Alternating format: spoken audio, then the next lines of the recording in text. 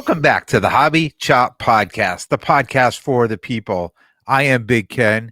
He is Zip. Zip, how you doing, my friend?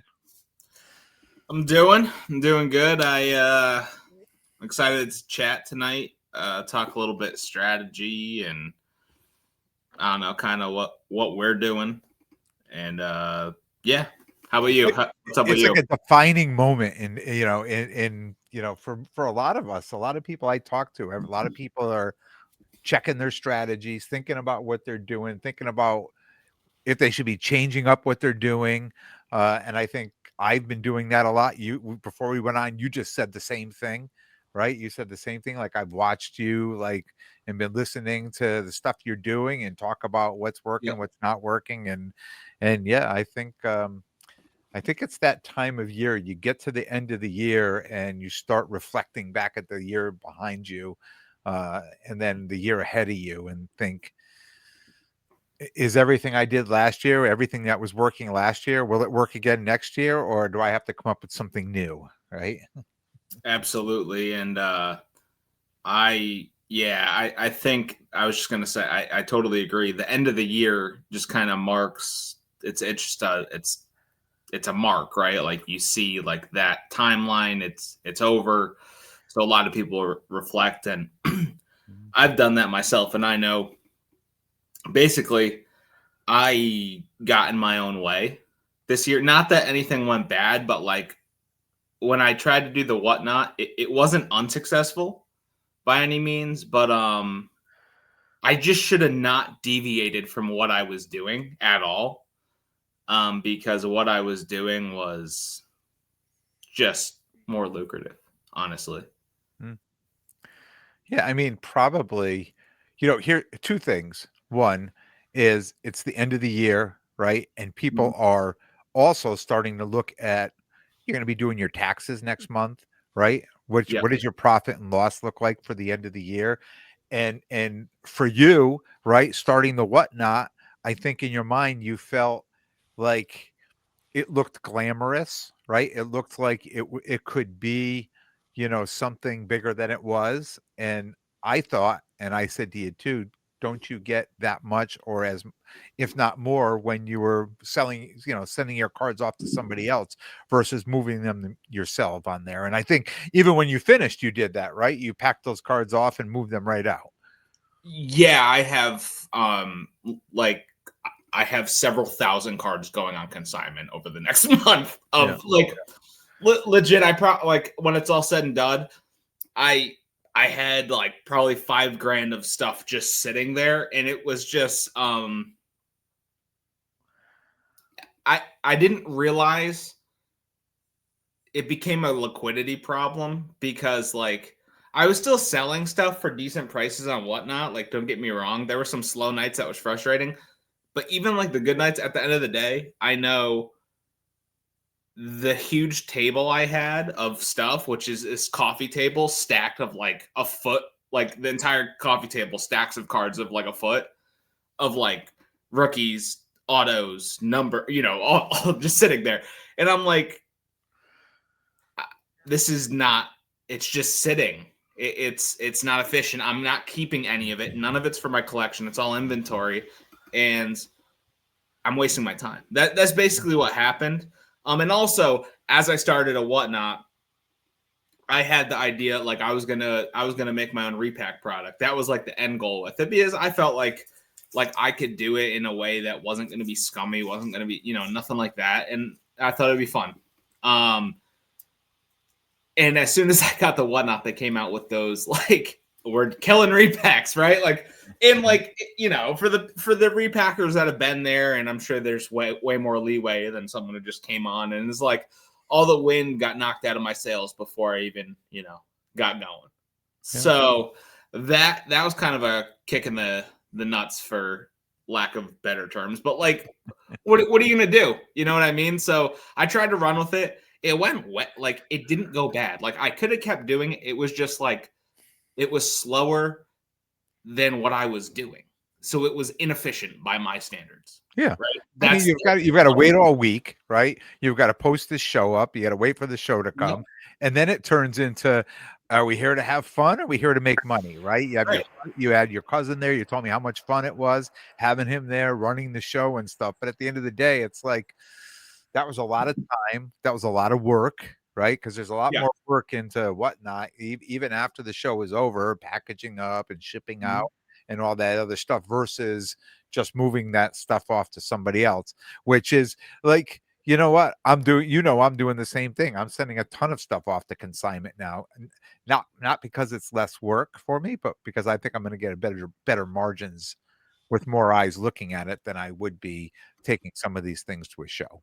Yeah, no, that's fair. And honestly, a big personal factor, because I also want to say, like, I feel like the big issue with me and whatnot was I wasn't able to do it as frequently as I would have liked to be able. Like, if I was on there 3-4 times a week, could have been a different story.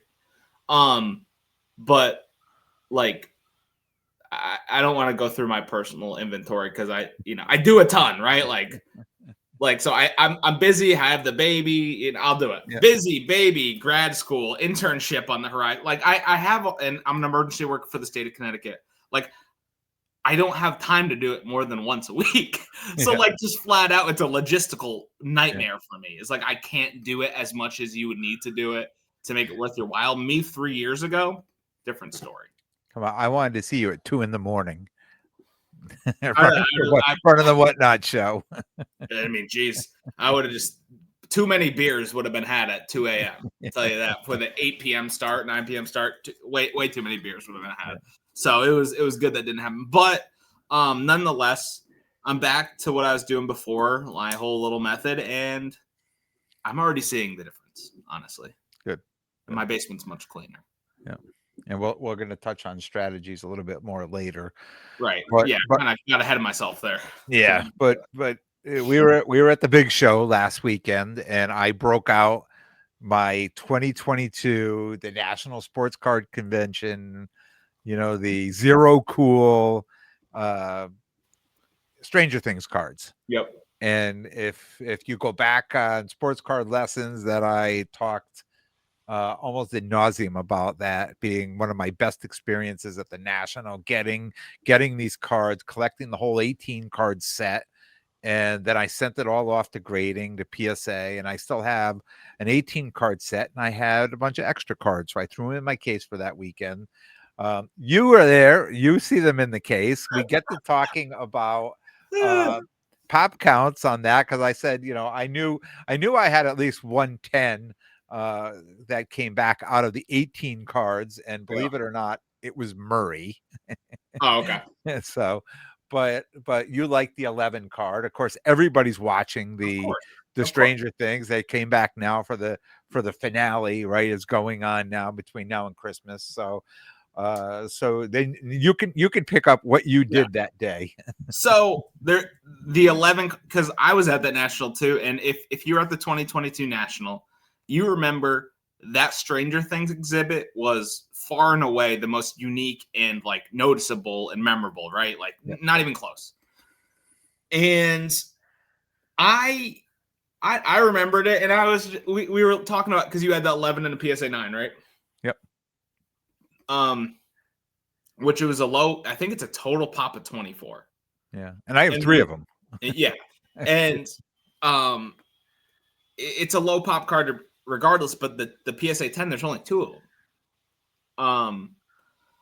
And I was like, I wonder if any are even listed anywhere. And there was one listed in Canada at like, I don't know, like $400 or something. And I just shot an absolute low ball offer out there. I was like, 150. Why not? Let's see what happens. And then later, they accepted it. So this card is coming in the mail to me. And I think what I'm gonna do is I'm just gonna, because now I'm just messing around with this. I just thought it was cool. I shot out a low ball offer, what I thought was a low ball offer with the pop and all that. I know there's earlier Stranger Things cards, but something about that national set, just maybe it's just me, but it just seems special. I don't know. I really, maybe because it's Zerocool rather than Tops. it was the first year they put it out, and if you were, like you said, if you were at that one, that was such an amazing thing that was set up. People Mhm. were waiting in lines, these massive lines, trying to get these cards. I was paying people to stand in line to get me packs of cards, Yep. or buying the packs of cards when people were, because we were right almost across. I was set up at that one. We were right almost across me. So when I'd watch people come out the end, I'd be like, "You want to sell those packs? Hey, come here, those packs for sale." Yep. Because being set up, I didn't have time to go stand in line, right? So, and I think, it's not the original Stranger Things. I mean, those cards, those originals, I think were 2017 or 2018 Yeah. were those original cards. But Early. I don't know, it's just something that was very limited, very cool, and really they had more value in 2022 than they have right now. Yep. And I'd assumed that at this point they would have more value because I held that 18 card all PSA graded set, and I just put it on eBay this past Sunday, hoping to sell it as a set, and I haven't even gotten an offer on it yet. But Yeah. it's just thinking that this is something, we talk about, like seasonal or knowing when to buy and knowing when to sell things. And a lot of times we go on and we're like talking about big wins. And I love to talk about big wins. I like to say, I got these cards in 2022, strong hands. I graded them. I held them. Now, I want to cash in because now the finale of Stranger Things is coming. And it's like, wah, wah, wah. This is, to me, is more of an L than a W, right? Because I figured Yep. it's because those cards were worth more in 2022 than they are right now. I hear you, and you're probably right. And I think I'm just gonna have fun with it. And what I'm gonna do is I'm gonna send it off to Golden for when the second, like the last episode's release, and just see what happens. Oh, okay. I'm just gonna play an arbitrage game and just be like, it was a weird listing from Canada. Let's see what happens on a premier auction site and in the midst of that, and see, it's a pop two. Let's see what the heck happens. And I don't know if people because I know the postal system's been shut down forever. It's There may already in Massachusetts, and I bought it on the 29th. But Well, I mean, obviously there's more ways to ship than the postal service, but people may have just been, deterred from buying it from there too, thinking I don't buy a lot of stuff from Canada now either because I'm not sure if it's going to actually show up or not, right? yep, So, I can say it's shipped quicker than many things in the U.S. So I well, should have it like tomorrow or the next day. that Um, that is good to know. but yeah, I'm gonna send it to Golden and just see what happens. I have no expectation for it whatsoever. I don't care. I just think I saw it. It was in the moment impulse buy, and the rarities there. I think a situation like that is. I see the listing was weird, right? Like we talked Canada and then the whole conversion rate. So many people are just ignorant to that and will just be like, oh, it's different money. I'm not going to buy it. Like literally no more thought than that. Like that's Yeah. just. So I'm like, sometimes it just matters where you sell it and how you sell it. So I'm Yeah. just like, it's kind of like a little experiment, and we can go along the journey. I don't Follow it. expect to make a killing on it, but I mean, you never know. You never know what happens. So I'm just gonna Yeah. send it there and see what the heck happens. You're not going to go broke making a profit, right? That's true, but I may not make money on it. I may lose Yeah. money on it. It's okay. I just kind of want to see how it all plays out. Yeah. Yeah. It's Stranger Things is all the rage this holiday season. So, hopefully you'll do well. Hopefully I'll get some bites on my cards. People will want to buy them at some point. So, you never know. Maybe I'll come back and be able to tell somewhat of a success story, or I'll come back and I'll be like, "Yep, these are going back in the collection, and they'll be here for a while." That's really Um, interesting too, because like you could see a lot of those actors and actresses like just taking off to have some of these amazing careers, and then you go back and be like, wow, look at all of them as kids on the show, and it's really interesting. yeah. Can I say something? I mean, you've watched the show, and you and I haven't even talked. I just don't like the way they have 11. I don't like. I just 11 is not like visually. It's not the part. Like, you notice how all these kids have aged over the years, but Mhm. somehow she seems to have aged double.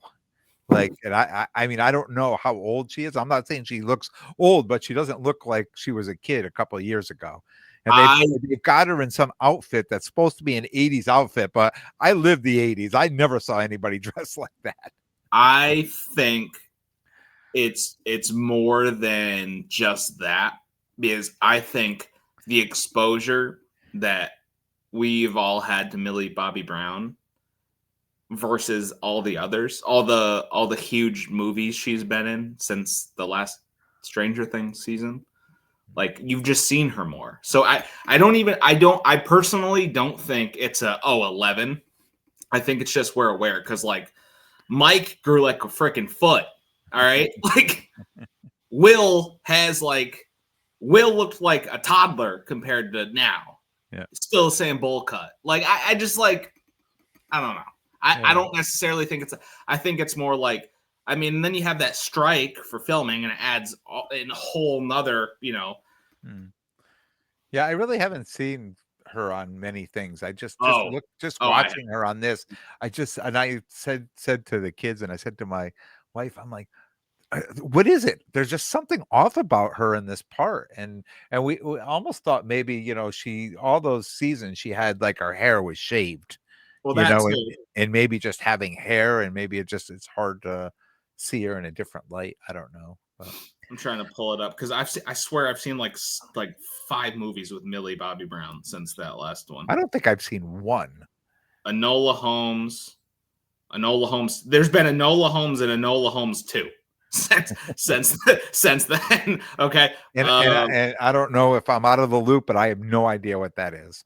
I don't even Damsel, no idea what Godzilla that movie versus is. Kong. I have the IMDb up right now. Like, Yeah. yeah. So there's more too. We don't. It's not a Yeah. Millie Bobby Brown episode. Sorry. Yeah. Yeah. Moving right along. Yes.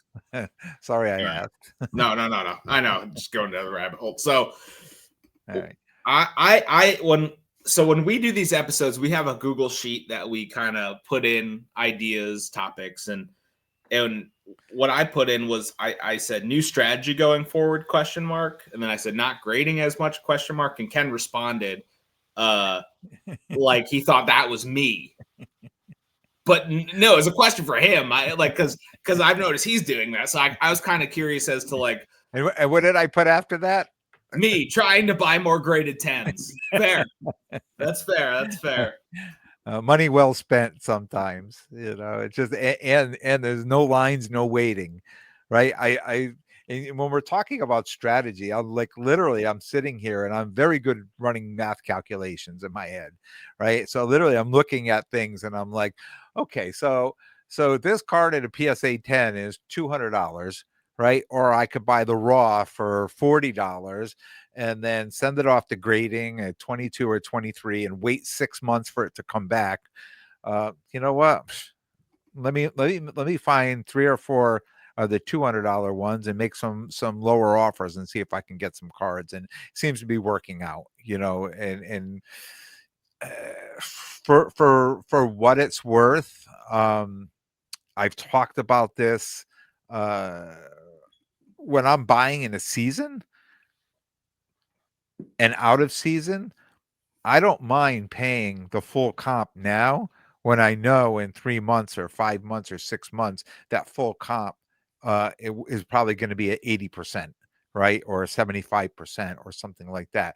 I mean, the only downfall we run into now is, you go to shows and everybody wants to pay 85%, I'll pay 85. So you really have to make sure the hobby math is working. So let's talk about that then. All right, because what you said is interesting. So you're buying in the off season to hold for the season to then sell in the season at that mark. What's that time frame? Usually for me, it's anywhere for 3 to 6 months. Okay, and how long do you say it takes for those cards to get graded? 6 months. You're saying that? Okay, it doesn't take. All right. So let's see. I submitted at the end of May, the beginning of June. Yeah. 5 months. I got my cards back in November. I mean, I guess like that's one example. I just like you're Now you and I submitted cards almost the same time. we're talking Beckett though. That's a whole different Well, no, catastrophe. didn't you have some for PSA as well there in September? I always have cards at PSA, so Yeah, I've submitted some orders as early as September, yeah, and they're in QA2 right now. So that 3 months, is, yeah. just I don't 3 months. I don't know how long it's going to stay in QA2, but I think that should, using a consigner, I'm imagining it's going to cut a month, 30 to 45 days off of what the projected is. I canceled, and here it is. You heard it first. Breaking news. I canceled my renewal on my PSA membership. I'm not going to grade myself anymore. It makes no sense to pay $150 to wait longer when I can just send them through a consigner and get them back faster. I haven't had it since 2023, so I hear you. Yeah. Yeah. So basically, what I would say to that is that's just like the way you explained it. It's like, okay, so you say like, let's use the two examples of a $200 card. What would you buy that usually at in the off season? And I'm not trying to like prove a point or anything. It's just literally what I you would said. say 125 to 140 in the Yeah. off season. Okay. So then you'll hopefully sell it for 180 or 190. Yeah. Okay. That's the goal. You're gonna wait 3 to 6 months. So, I mean, actually, I shouldn't say that's the goal. The goal is to sell it for 225 or 250, Sure. right? Sure. But at worst case scenario, you're hoping to get out of the card in the 180s. Right. So, I mean, I just like because I don't know. I'll have to go through and look. I don't think I've had any orders take me 6 months, which maybe I'm lucky. I don't know, but say it's like that 4 months or five even, and that same amount. So you buy that card 3 times, right? Because that's the 125, like the low end part that you're buying in, and then say you gem 2 of those in the same amount of time frame. You're killing it that way. You know what I'm saying? Yeah. Like, but I like so if you were to tell me like I'm gonna buy graded 10s and drop them right back in my case, or post them online and flip them like that, that's a totally different game. Yeah. I get that cycling, but like the buy and hold, there's unique situations which we may know about, but Yeah, but I don't know. There is something up with all the 10s you get. My 10s are few and far between these days coming out. So when you're saying, oh, you can buy 3 and gem 2, I could buy 3 and not gem any, and that's been my experience lately. And it depends on the players too. I honestly think, and I'm going to catch a lot of flack. I honestly think that PSA is controlling the pop count on. I send in cards, like some WNBA cards, and all the girls that the women, I hope they gem. They do gem, but the Caitlins, the Paige Beckers, the Cameron Brinks, like they hardly ever gem. But the lower, the lesser names, the ones that aren't as expensive, those are the cards that are gemming. But the more popular names, it's so hard to gem those cards, and they all look the same. well, it's because I call PSA and let them know which order mine is, and then No, they but give me all those. what I'm saying. I mean, now I'm 100% using a consigner. So who knows? Maybe my gem rate is going to be so much higher that I'm going to come back here in February and be like, "Wow, why am I going to spend that money on a PSA 10 when I can buy 3 raws and they're all going to gem because I'm Jordan." So. Well, I will say, and like I know we had Josh on from PC, and he said obviously not, like which I've seen my gem rate jump up tremendously since I started using PC Sports Cards, which is PSA's #1 group submitter. Like, but also I'm grading more than I ever had though. Like, I think it's just like if I was to say it, I would say the majority of people sending cards in don't have an like as good of a gauge on what cards like condition are than they think. Like, I would say that's the number one thing is people have this subjective view that their cards are tens, like, and they're not. That's I'm what I And you know what? You came to my house during the Bills and Chiefs, right? We had all the fellas over, and you saw my setup, this massive magnifying glass and everything. do we I'm want let's underneath it, talk and about that. you're like, yeah, let me see. Yeah, no, that doesn't look good. Oh, this one looks good though. I would grade that one, but I wouldn't grade that. And I'm like, you didn't even look at it underneath them. You go, no, I don't use that. I don't care what it looks like. And I'm like, how is this possible? Like I'm going underneath this thing and I'm making sure there's no dimples or specks or anything, sending them off. Sorry, 9. You know? Well, like, but Ken, to like that credit, like the so let's talk about that the one card specifically that you really wanted me to look at. The issue with it that you were concerned about was not what I saw right away. I saw a plethora of other issues and like surface issues off the bat before the issue that you were concerned about, which I think a lot of people overlook that stuff. That's what I'm saying though, is like it's not a 10 for all these reasons before we even get to what you're concerned about. Yeah. Well, And I knew that. I knew that wasn't a 10. I knew that was a BGS card all day.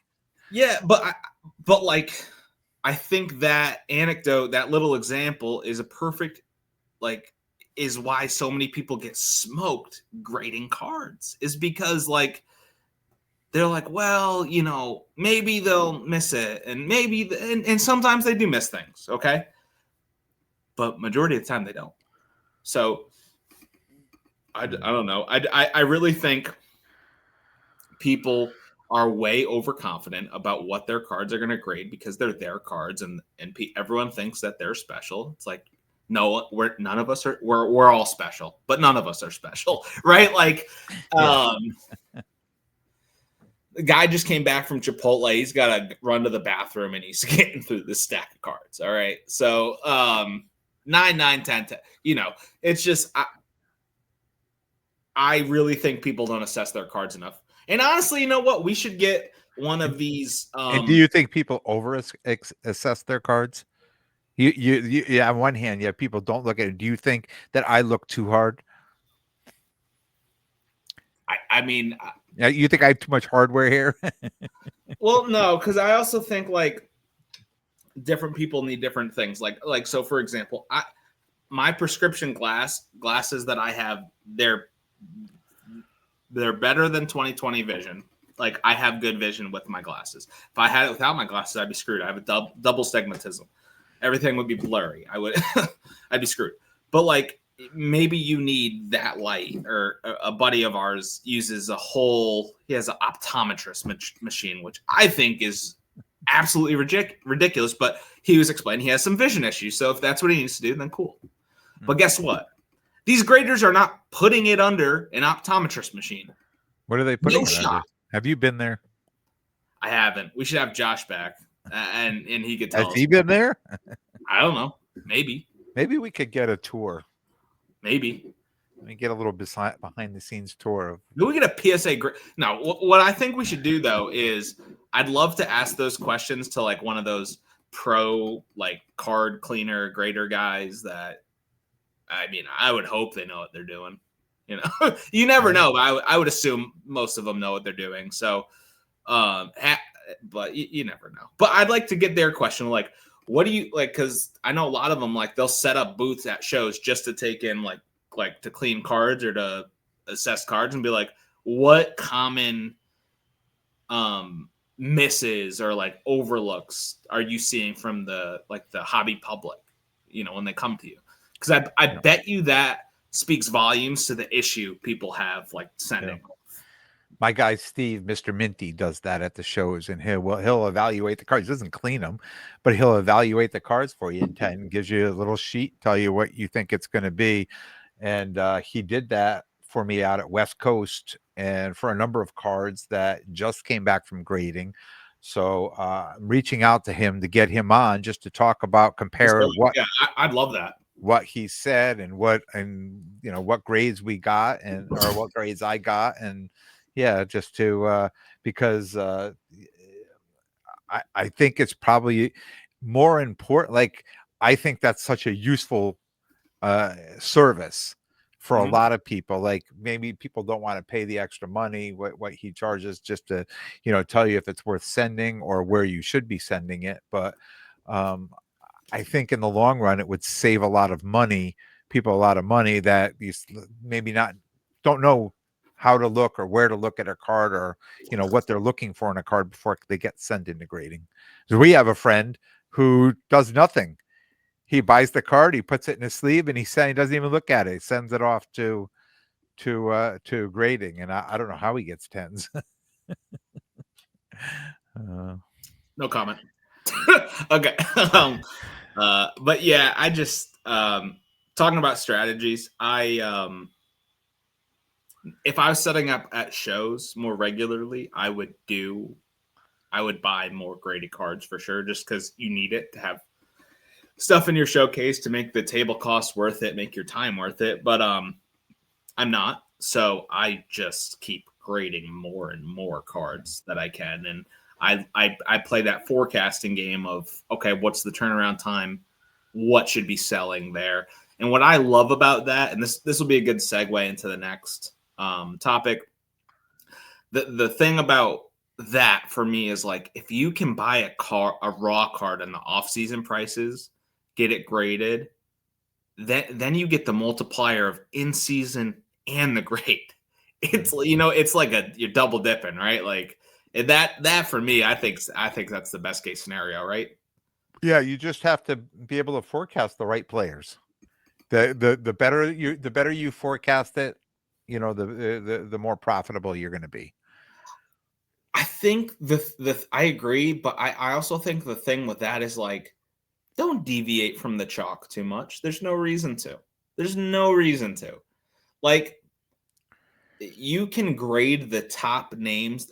Another thing that I've been getting away from a little bit is, like, I'm not so concerned with grading everything that's a rookie. Like,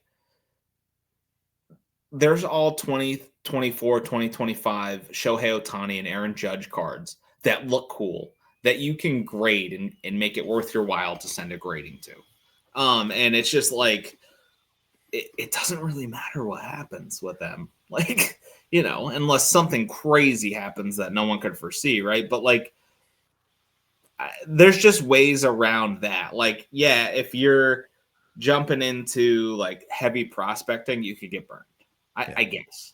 But, Yep. like, also, if, like, for example, if you're looking ahead now and you're sending stuff off like weeks ago and now, and it's going to come back in March or February, that's baseball season. And guess what? Baseball season doesn't start till like April. So everyone's good. Like, no one's playing. Everything's We're all everything's kumbaya. everything's fine. Here's the issue with that, though, that some people who will get too Send greedy. away. People, Submit yeah, away. no, absolutely. But people get too greedy and they're like, well, what if this person plays well? And da, da, da. It's like, well, then you can risk that. But what if they suck? And then it's worth less than a 10 than you bought it for raw. So, like, just sell it before the season and then move on to the next thing. Yep. I mean, you could do that. But Yes, you could. All right. So moving right into our next segment. Playing the cycles, is it feasible? And that's really kind of what we've just been talking about right yeah, now. And I always say I've been doing it for 5 years. I've done it well. I've done well. I've done not so well. I've hit some triples and some doubles and singles, and I've struck out on some. But I think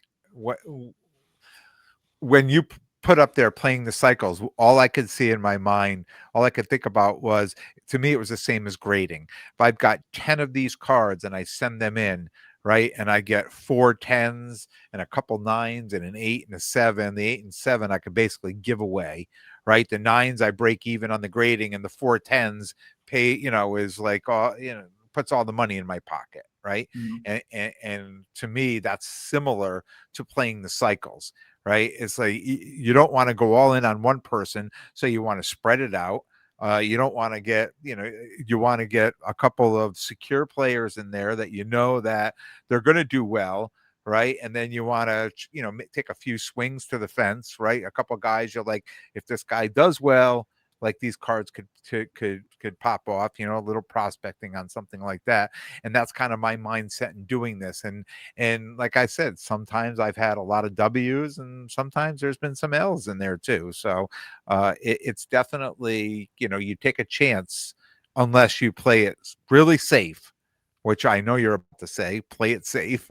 But if you take chances like I do, you like to take some bigger swings, it could be lucrative or it could be a failure. Yeah.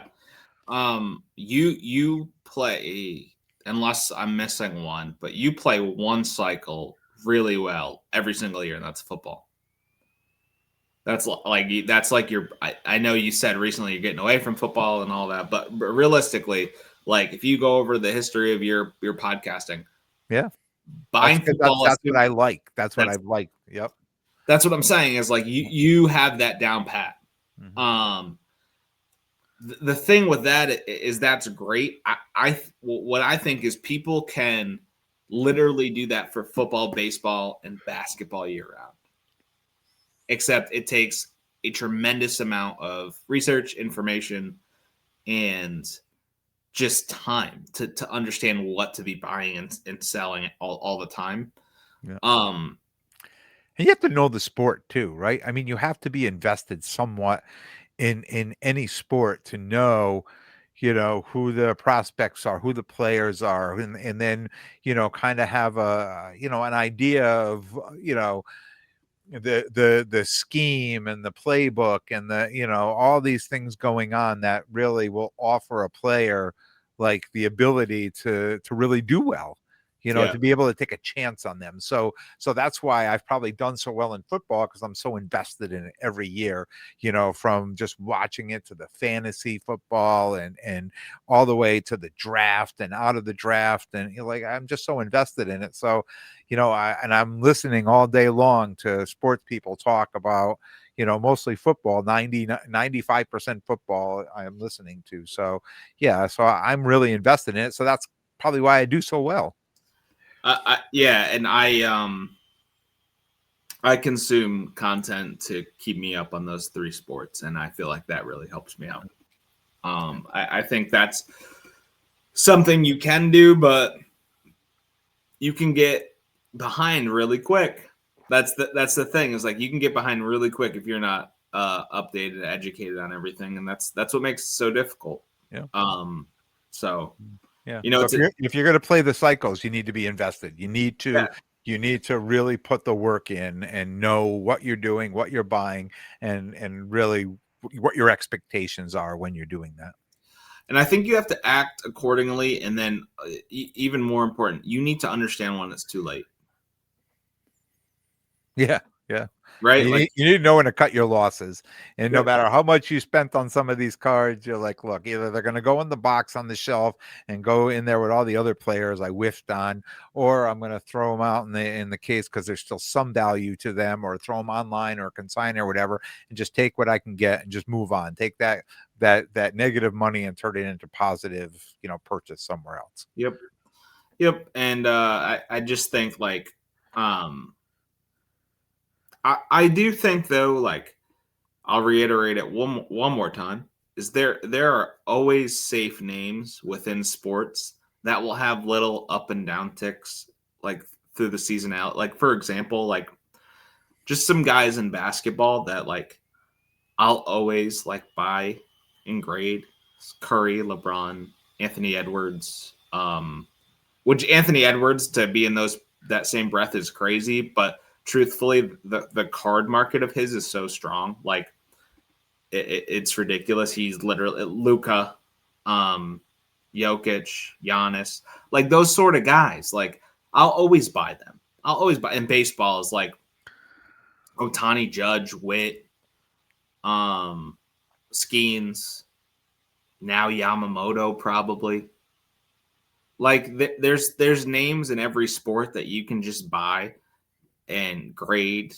Churio. I mean, there's a few Caminero. There's I could keep Ellie. I could keep going on, but like there's like if you get your list of names and they're kind of chalk, it's a good way to try to play those cycles like with a little bit of safety to them. You know what I mean? Like, you're not really gonna get smoked on some of those.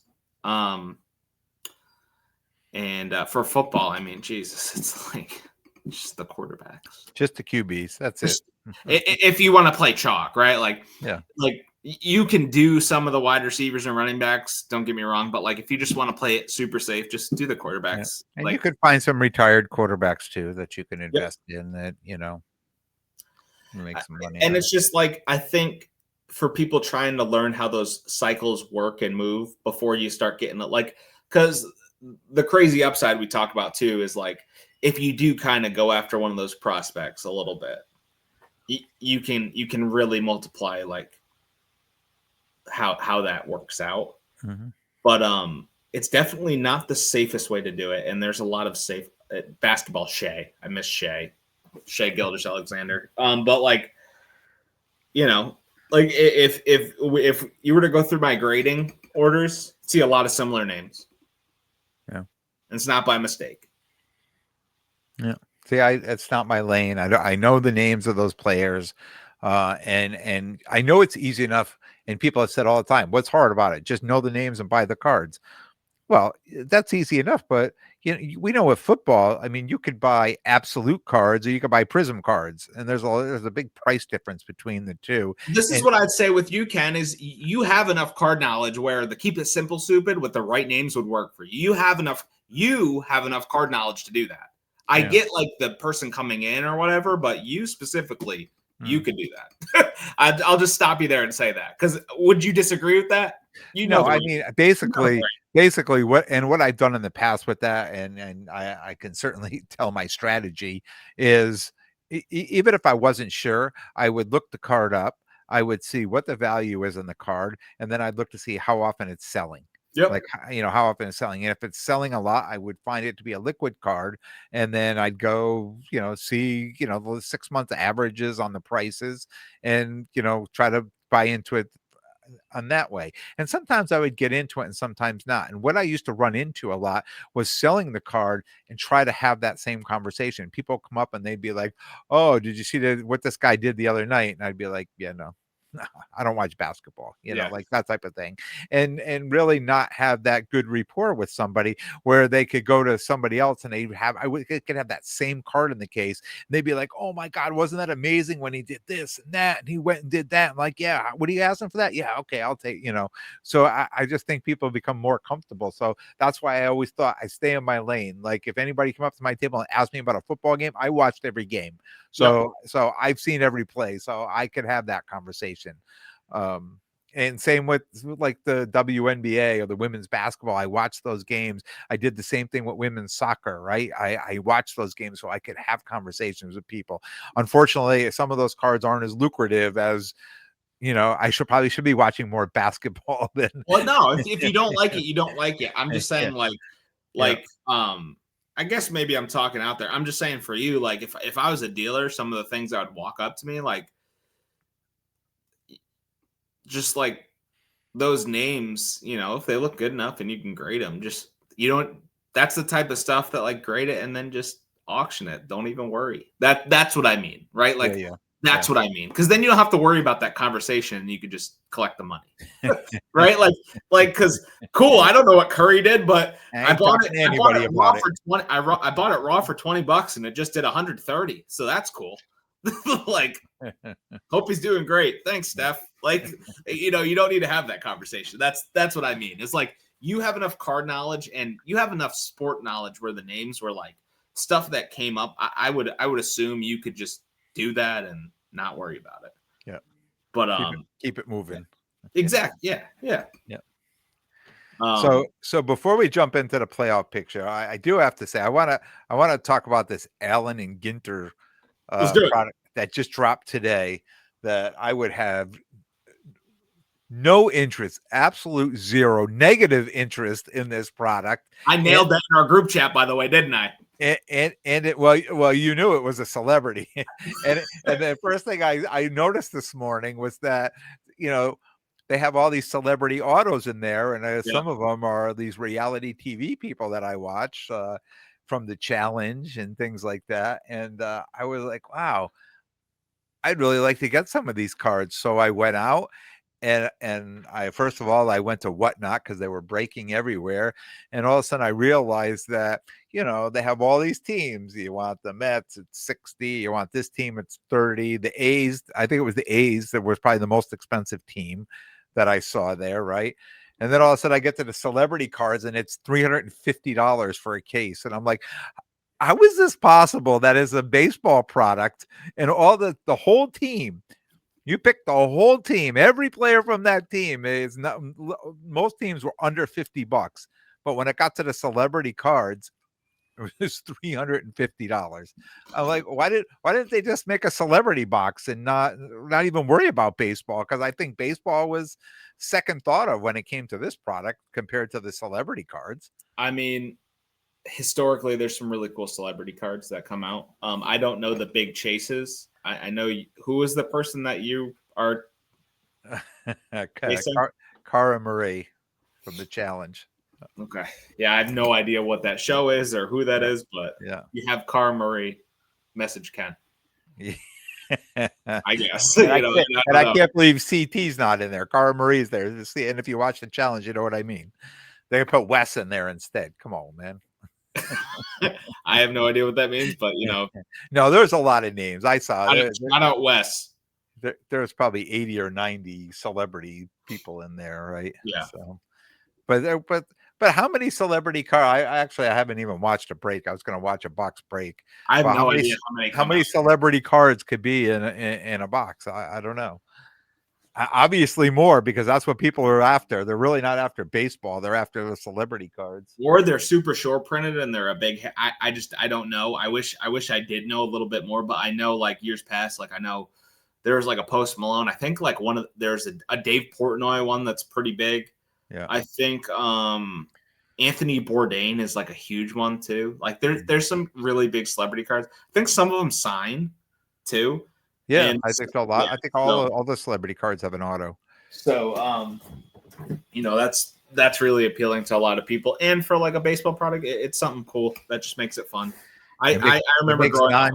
makes non-baseball people buy the product.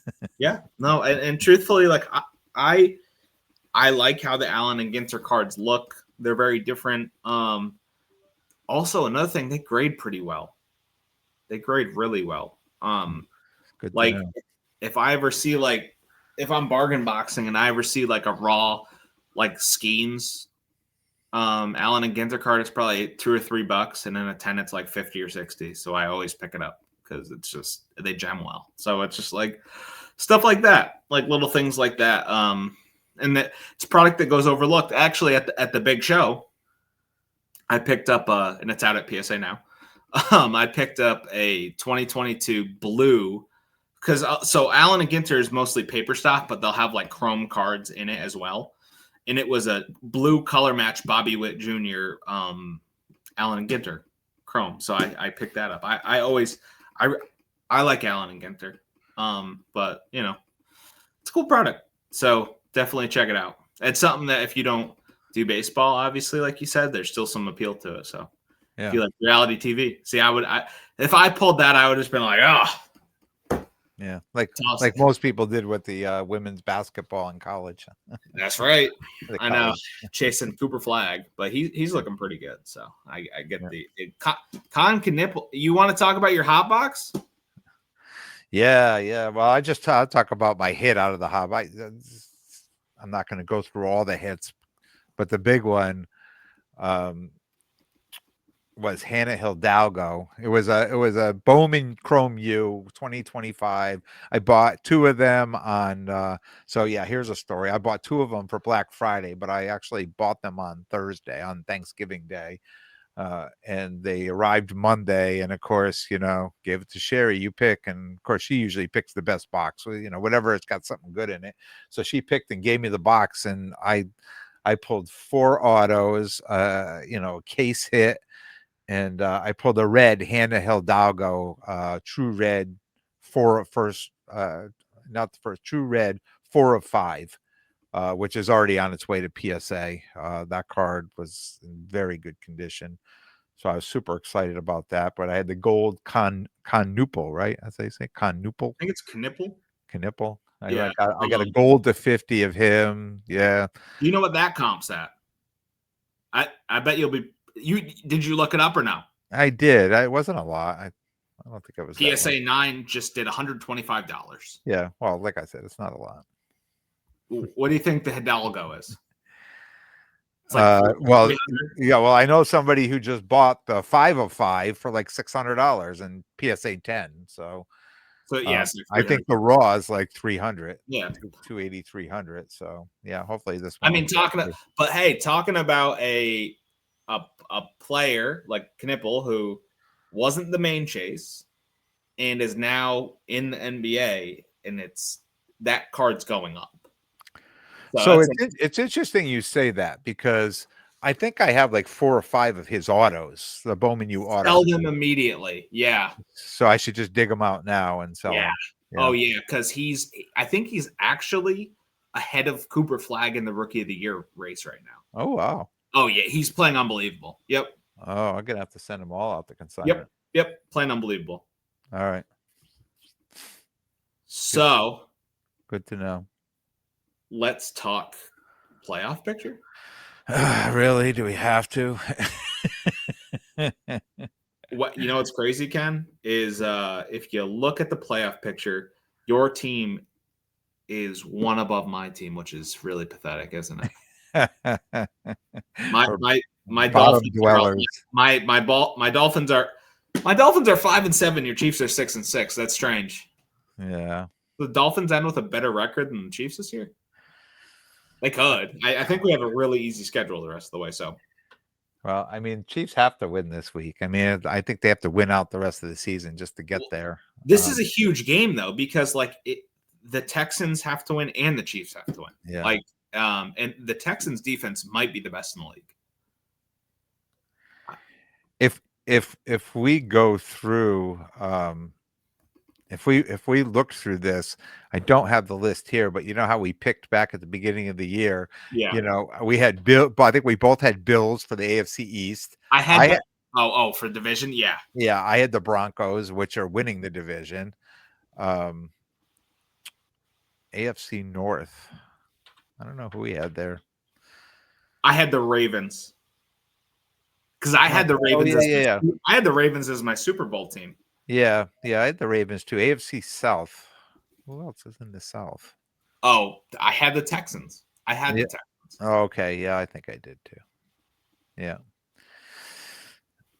Yeah, I don't know if I think I had the Ravens too. Yeah, it's just a crazy year. I mean, it's a crazy year for the Chiefs this year. I mean, being a Chiefs fan, you're just like, and I talked about at the beginning of the year, and saying that I think they were going to stumble coming out of the gate, but I felt when Rashee Rice came back, they were going to figure it all out, and then they were just going to tear through and I don't know. They just don't. They've lost their magic this year. There's just a little something missing. I don't know if it's the offensive coordinator. Just I don't know. I just don't know what it is. And I always say, geez, it looks like we've got no defense again. Then all of a sudden the defense stands up and does so well, and the offense seems to sputter out and not get any points. So last year, didn't they win like literally every single one-score game, and it was like 12 games? Yeah. I mean, you cut half. The games have been close. Don't get me wrong. The games have been close. You cut half of those. That's 6 losses, and they have 6 losses. I mean, but I think it's more than that. Yeah. I mean, that's one thing, right? But they're not a Super Bowl team. Even if they were get to the playoffs, they're not a team that's ready to win a Super Bowl by any means. You know what, though, Ken? They're a team with experience in the playoffs that the Giants, when they won, were 8-8. Like this team is probably better than either of those 8-8 Giants teams. Yeah. Just based off name value. Just you have Mahomes, man. Like you have Mahomes in the playoffs. I wouldn't count them out. The Bills are sitting at 7. You have Josh Allen. I wouldn't count them out. No. It's just like that's what's going to make it exciting this year, though. That's And what's gonna make the playoffs. They, lead up to the playoffs, wild card weekend. I mean, I just don't think there's any clear cut. And every time you say, "Oh, look at those Rams," like, "Oh, no one's gonna touch them," and then they get yeah, toppled by somebody, right? absolutely. I just think it's gonna be anyone's year this year. It's so up in the air. The Broncos being such a complete team is really interesting. Except they play like crap sometimes. You know what I mean? They do. They've got a lot of young players on that team, but they're well coached, and I think they should do pretty well going into the playoffs. So going into them, sure. I think it's different when you're there. Yeah, I think that's the difference, right? yeah. Like, and It's the maturity level of your young players. You got their quarterback, their running back, their wide receiver. They got so many young people. and the Patriots Defense. are even younger. That's the Yeah. thing. It's like I'm looking at 1 and 2. Here's your top 3 in the AFC right now: Hmm. Patriots, Broncos, Jaguars. If you're the Chiefs, I don't know, man. In a playoff game, if I get in and I'm the Chiefs, what do you think the line's going to be on that game? Who's favored?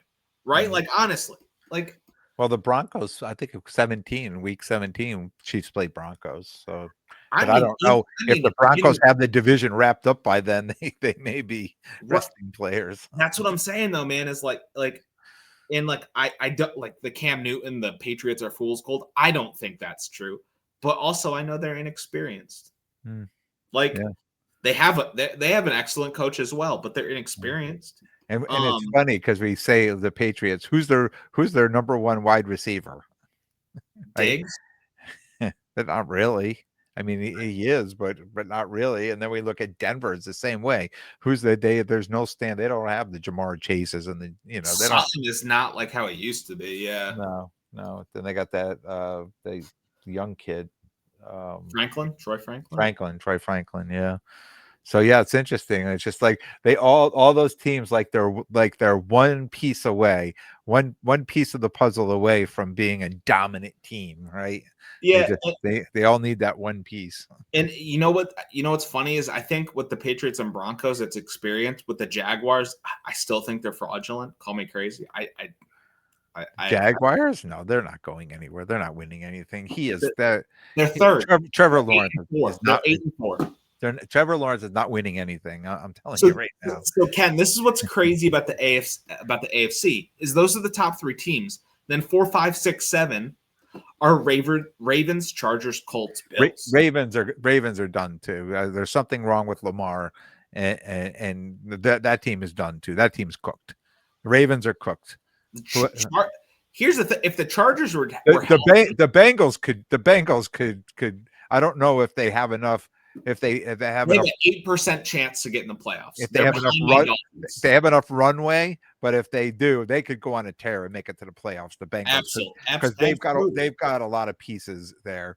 Here, let me give you the stats right here, though. This is what's interesting about the Bengals. They play the Bills this week. Their playoff probability, if they lose, is 1%. If they win, it's 8%. Currently, they're at 3%. So here, let's get into some of these percentages on the bubble. We'll stop at the Chiefs at 10. Okay, the Texans are 8 on the bubble. Currently, they have a 62% chance of getting in the playoffs as is. If they win, 84%. If they lose, 47%. The Steelers currently have a 32% chance of getting in, and they play the Ravens this week. If they win, 63%.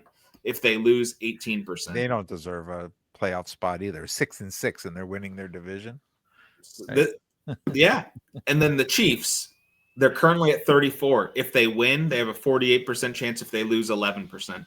And this is kind of what I'm getting to, man, is like,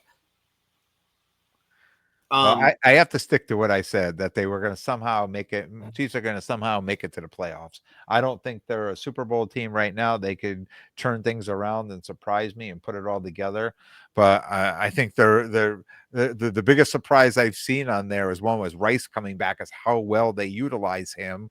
and Kareem Hunt, how well he's still running, and how bad Pacheco has been, and Travis Kelsey too, like unutilized. He's not been bad, just unutilized. So, I mean, there's still a lot of pieces to the puzzle there in the Chiefs, but I think Bengals have a lot more pieces to their puzzle right now. Well, I agree with you, but I think Out it's of all these teams, too late Texans, for the the Bengals. Texans too.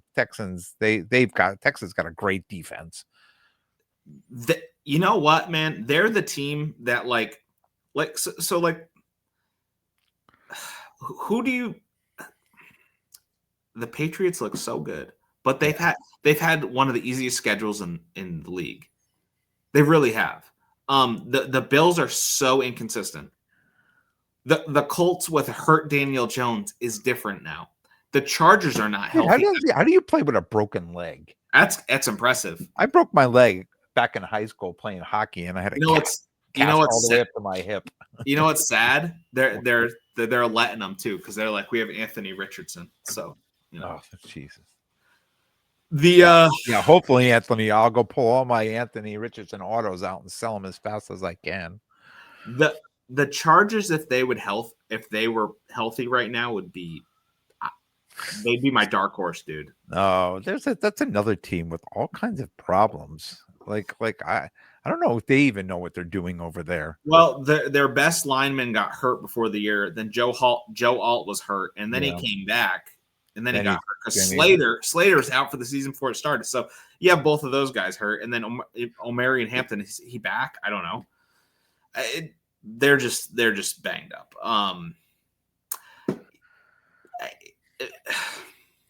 I mean, you look through this.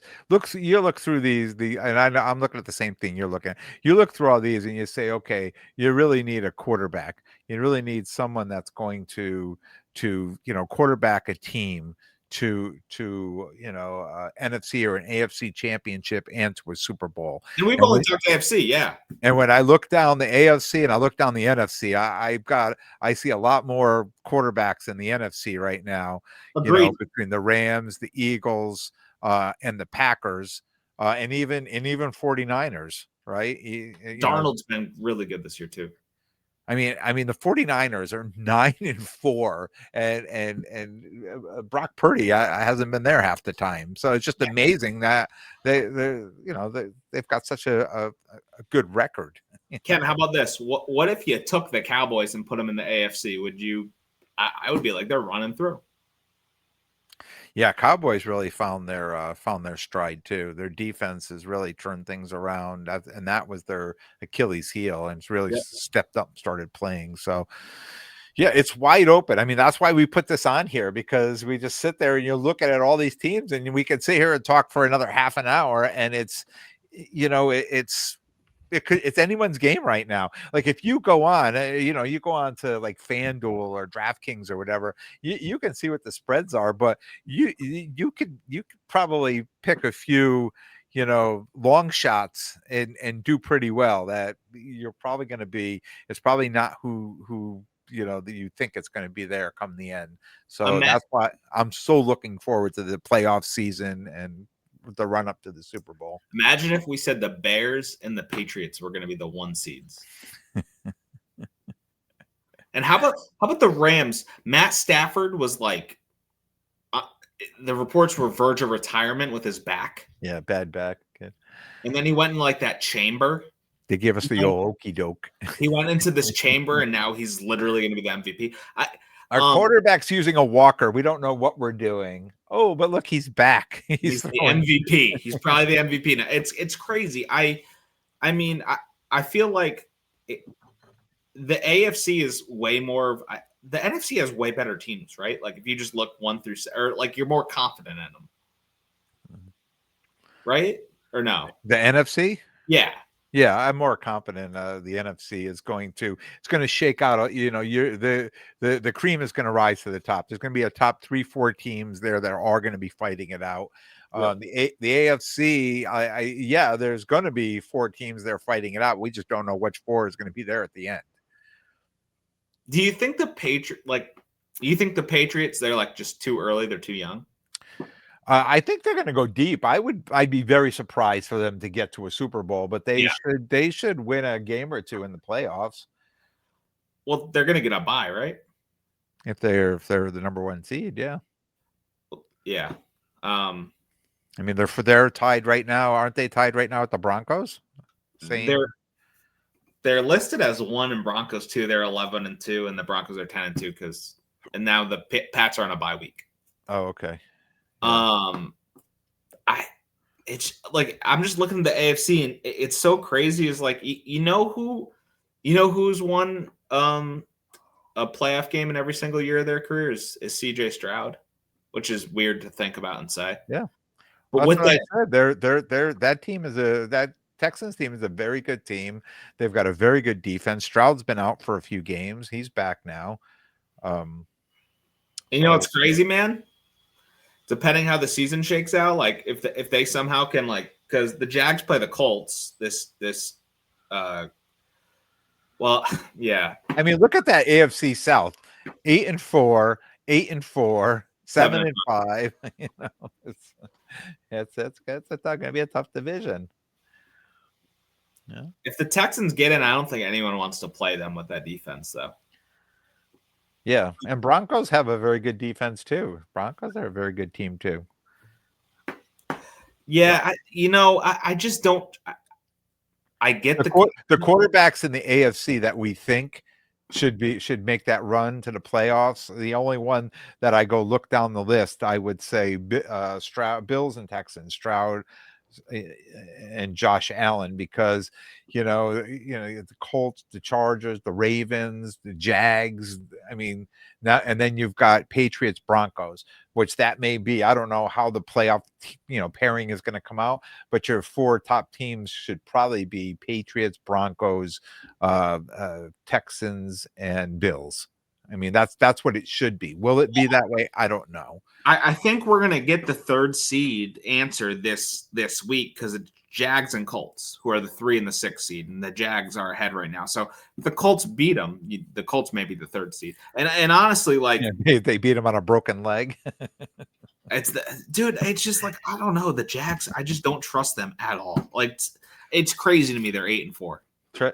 Lawrence is not a winner. And this is also the thing too, is like, okay, like you said, like the long shots. If the Bengals or the Chiefs sneak in,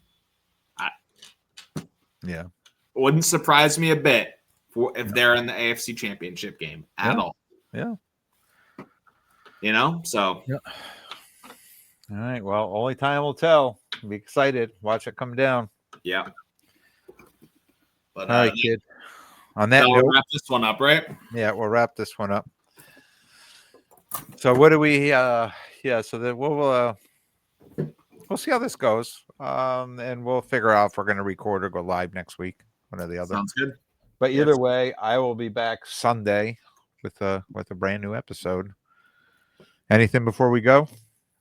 No, well, I'll see you next week, and we'll see how this NFL. Maybe we keep looking at this playoff picture over the next few weeks, and then maybe because I know we had talked about trying to get it more card related, but like there's just so much to really break down on the football side, even just on the AFC. It's crazy. Yeah. We didn't even really talk about the NFC. Yeah, once we see it shake out a little more, then we're gonna know whose cards are what, right? Yeah, because the to my not like one of the best football card selling weekends is that wild card weekend. That's the way to hedge your playoff bets, cash in on the playoff hype. I mean, it could be early on a lot of guys, but or you could be holding the bag if you don't sell then. So that's just a big week if you have your stuff and you're trying to cash out on it. That's usually a good time. So we can get a little more card specific then, look matchups as the weeks come up. But yeah, I'll tell you what, man. I'm rooting. I'd love to see the Cowboys get in. They're so excited, dude. They're so exciting. They're so exciting. You got a new best friend, Sherry. It's just like, dude, that it's so like the Nealand passed away. It's like the whole team rallied, and they're a whole new team. And you know what's interesting is you have these franchises that are hated, like the Cowboys and the Patriots. Have they not been like the most likable since I've been alive? These are the most likable these franchises seem to have been to the general public. Both of them. Am I wrong? No, you're probably right. I mean, everybody hated the Patriots because they won. And people hate winners, right? You're winning year after year after year. People just learn to hate you. You know, when Brady left, people didn't hate the Patriots as much. They cheered when they lost, right? They're like, And haha, now you got. But now they're winning again. So yeah, they're but gonna it's hate them again, or I mean, maybe if they keep it up for another 20 years, but which they could. But you have what I love about it, man, is you have a former legend of the franchise that's the coach, which is cool. And you have a young rookie who's just seemingly can do no wrong, just is going about his business. And then with the Cowboys, they have that tragedy, and everyone seems to come around and do well. And also something that's been forgotten is that coach, like in the offseason when they hired him, they're like, yeah, it was like, yeah, we don't really have expectations for this guy. Well, remember we thought Belichick was going to go there and run that? Yeah, but and then I don't even who's even the name? Who's the coach? I forget the name. I don't even know. But they're like, yeah, we're gonna hire this guy, and they basically didn't give a shit about him. They're like, if he flops, he flops, and then but he's been good. And yeah, but it's Schottenheimer, kid. He got royalty. His dad was a coach. There you go. I was like, it's I was like, it's something. I'm just going to leave you out there on a limb for a few minutes. I appreciate it. I don't know. All I know is struggle bus. Dude, they literally were like Jerry was like, we'll see, like basically like no expectations here. And he's been great. So I don't know. Just be interesting to see. Yep. All right. Wrap it up. We'll be back next week. Alrighty. Sounds good. I want to thank everyone for watching. Thank everyone for listening. Please like. If you're on YouTube, please subscribe. And like we said, we'll be back next week with a brand new episode. Zip, have a good night. Have a good one.